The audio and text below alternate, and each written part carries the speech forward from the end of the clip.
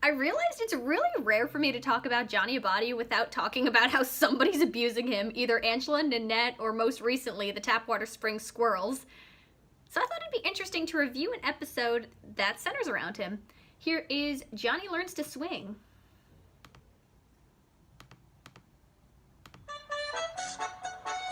Today is Saturday, and we are on our way to Abatti's Pizza to try out Johnny's Uncle Nicky's latest business idea, the breakfast pizza. So, kids, what do you think? Is it extraordinary? Oh, Fruit Loops on that. I need to compare it with a large mushroom pie before I can comment. Maybe you could make one for people who are lactose intolerant? Yeah, whatever. Let's ask the expert here. Johnny, what's your verdict? No, I love you, Sir Duxworthy. What was he doing with that sock? Maybe I'll just take your suggestions, huh? You must be really tired, Johnny Abatti, on account of you put your shirt on inside out. Oops. Hey, Johnny, what's that thing on your chest? Oh, I don't know. Ow! Gina! Gina, fuck you! Hey, who's picking on my Johnny, huh? Gina is! On your Johnny, on account of we were trying to pick something off your Johnny. Look! Ooh. Yo, congratulations, Johnny, for growing your very first genuine body chest hair. Chest hair? Wow, can I keep it? Not only can you keep it, you can flaunt it. Puberty! Johnny Abatti, aren't you too young to be old enough to have a chest hair on your chest? Hey, I know a body chest hair when I see it, huh? Cover your eyes! Just don't look directly at it. The horror.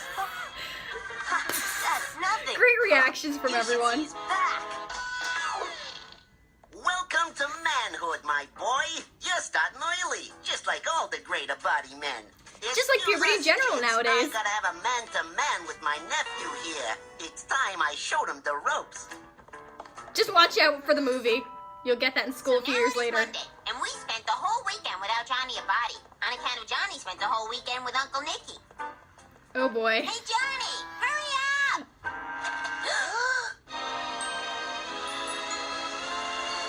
Yo, the name's Jono. And this is definitely showing what era the show is set in. Because if it were taking place in the early 2000s, there would be a lot more Axe body spray references. Good, Jono. And, hey, I also had to pause it to point out that Johnny finally got revenge on that squirrel. don't forget my Secrets of a Body Coolness pocket reference, huh? How much hair gel is in that? John O. Now that I got hair on my chest, Uncle Nicky gave me a crash course in coolness. Oh, wait, I forgot. I was supposed to carry your books. Here, Gordy. Gordy, no! I guess that means Gordy's gonna get abused in this one. Actually, I've seen this before. He does take abuse in this. And it's hard to watch. You know what they say, toots? If you can't take the suit. Just a sec. Get out of the pants. Whatever you were attempting to say to me, Johnny Abatti, it was très rude. Compliments, come-ons, comebacks. Yo, baby, No. name the game. I hate this word, but this episode is so cringy. But granted, it's also realistic. Ears ain't listening. Not only will I not talk to your hair, I will not talk to you ever again. But Nanette, yo. That sounds awesome, actually. I already got two, babes. Uncle Nicky's a terrible, terrible role model. Jono, I feel like that could be mined for even more comedy. Watch the hair. Gordy! Allow me, ladies. I know Gordy Sorry, doesn't need Gordo. protection, but Ladies for only. some reason But I'll this show you character a gets cool this swing reaction with out of the me, and I'm Uncle not Nicky usually the kind of person who squeeze easily. go, Jono, go! Go, Jono. Go, Jono. Way to go, Jono. I think that joke also happened in Beginning Boo-Hoo. Foursquare. We're playing to 10. Oh, Foursquare. Timeless game, actually. Johnny Abatti, we need 4 squares to play Foursquare. What? Sorry, Toots. Slick men gotta have slick hair. Hey, I said that one without looking it up.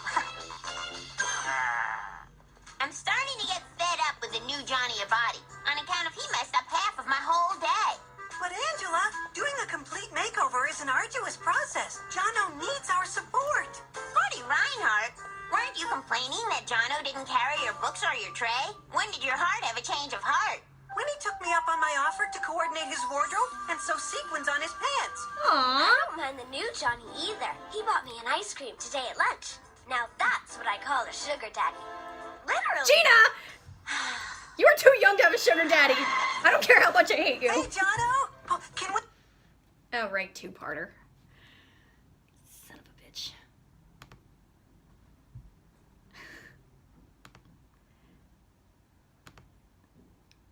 Gives me time to recover from that joke. Gina, no! have a ride? Sure. Whoa, whoa, whoa! Jono, if you let anybody in, they're liable to wrinkle your new treads. Yeah. Sorry, guys. Anywho, we're late for our reservation at Steak Chalet. You're going to Steak Chalet? I think Me? Catch you next time, sweats. I think Johnny's getting into a 2.5 Men situation right here. I keep thinking... I thought that was gonna get way more violent. Poor Gordy. I think I'm on your side now, Angela. So I guess my sugar daddy thinks he's too big to be my steak daddy. Guys, the time has come to get the old Johnny back. And if you will back me up, I know just the way to do it. Hey, I'm sorry to pause this again, but I missed this point about Gina that I really wanted to talk about. And I will dial it back whenever I can. But the show does give me reasons to point it out. And the more I watch, the more and more I get a sense that this character's a user. And we've seen that she's easy to bribe with food. Now, there's not a ton written for her character, but we know she's easy to bribe with food. What bothers me is how quickly she's willing to dismiss her friends when they stop giving it to her. We've seen that she sold out Angela to Nanette over a bag of hot dogs, and we've seen earlier in this episode that she tries to get more free pizza out of the Abattis, and now she's quite rudely dismissing Johnny over the fact that she's not invited to a restaurant, when Johnny has inadvertently treated Angela and Gordy worse. But Gina seems the most angry about it. And that bothers me to no end because there's very little to like about Gina Lash. Angela has her flaws, but she also has redeeming qualities, and Gordy is consistently the nicest character in the show. But Gina Lash doesn't have enough redeeming qualities, and what bothers me to no end, and not just in this show, in other shows too, is characters we are clearly supposed to like, especially best friend characters, but they don't act like good friends, and I have not seen Gina really act like a good friend in this show. So, and I have no problems with unlikable characters, but the comedy doesn't justify it. There's not a lot of comedy with her. And she's not called out on her actions. And Johnny has carried her books, and he's given her free pizza. He has done things for her in the show already. So the fact that she gets so pissed off over not being invited to this really doesn't come across as justified. Hey, if you're a fan of the show, stumbling upon this, and you like the character, that's awesome. Power to you. But I find very little to like about her. Hey, thanks for listening to that. I know I digressed and went on a rant there, but this does give me stuff to think about. I still love this show. I'm still gonna obsess over it, and I still want to reboot it, but this does give me more to think about, and I think, okay, this can be something done differently. Even in shows I like, there are tropes I can't stand, and for me, that's the big one. Anyways, back to the episode. Yo, Ange, what's shaking? Oh, nothing, Jono. We are just on our way to the treehouse to do your favorite things, like racing race cars. Spitting spitwads? Eating ice cream? Really? Cool. But I guess you cannot go with us, on account of you are all grown up now, and the I've seen treehouse this is plot only for done kids in other only. shows, But Angela, and He really doesn't care about the treehouse no more. I think it's got some Right, interesting Jono? ideas. Right, Nico. Which I'll And besides, Angela, talk some about more things later. just ain't worth... Scratch my hubcaps over. Johnny Abatti, if you are going to act like we are not your friends anymore, then we are going to act like you are not our friend anymore. Yo, that's cool. I already got 3 babes. What? I thought you said you were never going to talk to Johnny again, on account of he was Trey rude. That was before I knew he would carry my books and spend money on me. Like I says, name the game. Jono never loses. Jono may never lose. Uncle Nicky's but that turning doesn't Johnny to be a mean pimp, he's isn't not he? a loser. I don't know, I'm still recovering from that sugar daddy joke. Where Uncle Nicky and Jono can show us just how coolo they really are. Too bad. I'm still getting this late 60s, early 70s vibe. Seeing as that is what you look like. Let's see. Jono, what does Uncle Nicky's pocket reference book for Hairy Ape say about this? Monkey see, monkey do. Now you are a gorilla too. I don't know, this is another revenge fantasy I don't feel like it's completely deserved. Yo, Angela. Because Johnny is getting horrible advice, and I don't feel like he was rude enough to deserve it. I know he's been in a couple revenge fantasies in other episodes. Monkeying around. And I kind of like that he and Angela have a bit of a strained relationship. Ready to swing, you swinging swinger. Wait a minute, what? Wait, swinger? What? Yo, A lot of innuendo in this episode. you will say. No problem, Jono. Or greasy glove coming up. What a mess you've gotten yourself into. Aw, I actually feel kind of bad for Johnny Abatti in this episode because he clearly wants to figure out what being a man means. I don't feel like he was quite bad enough to deserve the revenge fantasy, even if he is hanging out with Nanette. Chocolate shake might cheer you up. Always works for me. Gina Lass, this glass is empty. Gina! You're not the only one upset about Johnny. Now come on, are we still going to the treehouse? I guess so, Gina Lash. Take this, Jono, my good friend who is no longer my good friend. Hey! That's not the right way to shoot a spit wad. Aw. Really, Johnny Abatti? Then what is the right way? Johnny Abatti, you are Trey disgusting. Not to mention Trey immature. I feel like it's so easy to gain and lose Nanette's attention. You're a man now, remember? But I love spit wads. Uncle Nicky, maybe I'm not ready to be a man yet. I'm not good at it like you are. That's okay, kiddo. I guess I've been putting too much pressure on ya. After all, getting to my level of manliness takes time. And speaking of time, Oh, boy. I got to get back to work or Nona won't let me watch cartoons later. Anyway, we'll see you around, kids, huh? We're glad you're back, Johnny Abatti. Especially since being Johnny Abatti is who you are best at being. Yeah, and especially since that hair on my chest wasn't a hair after all. That's something I don't agree with. It was just one of Sir Duxworthy's eyelashes. It got stuck on me when I was gluing his eye back on in Arts and Crafts. I To don't the know. treehouse, Sir Duxworthy.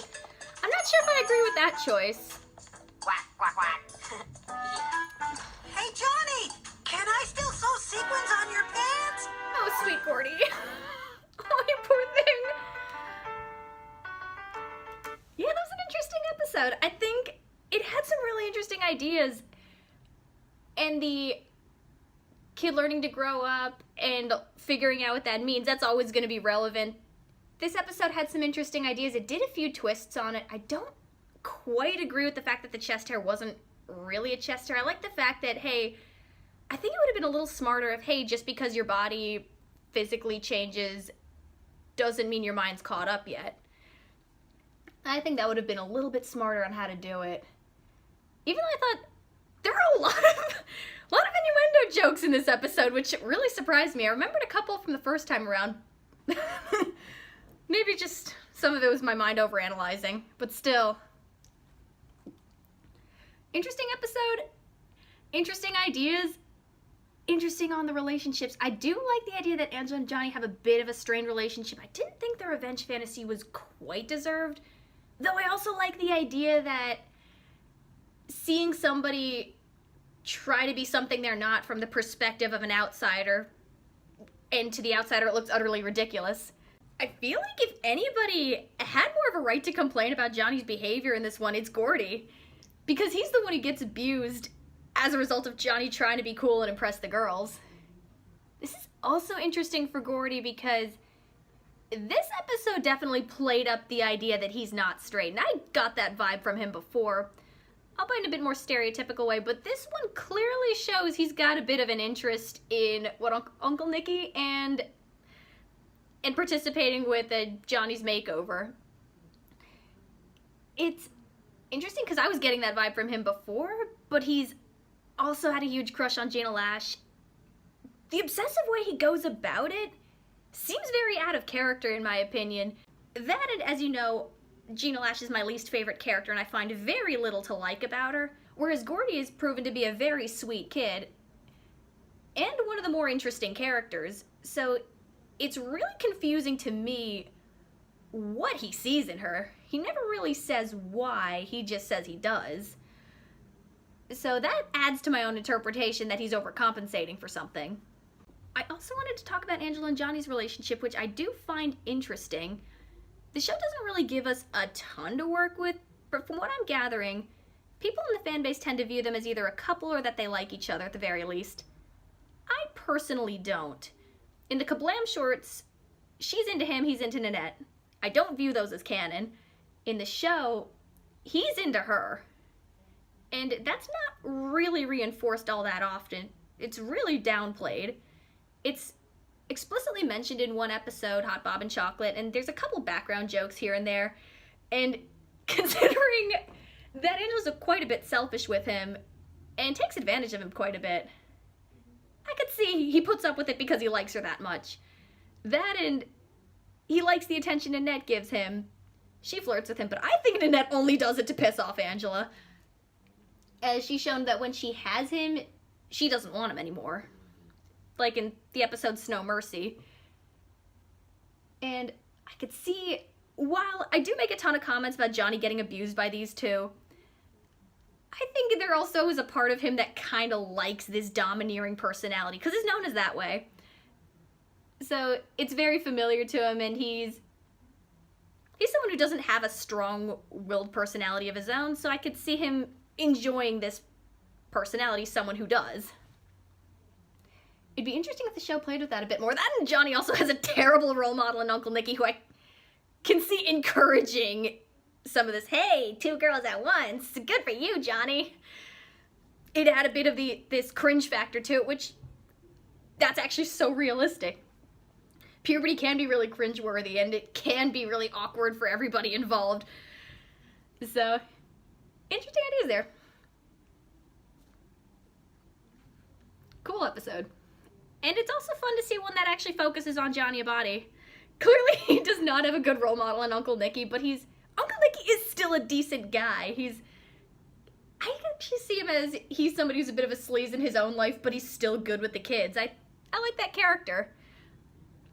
And while I think some of this plot has been done a little bit better in modern shows, specifically stuff like Gravity Falls, where you see the relationship with Dipper and Grunkle Stan, and stuff like Bob's Burgers, which plays around with the awkwardness of puberty and really makes it funny and interesting.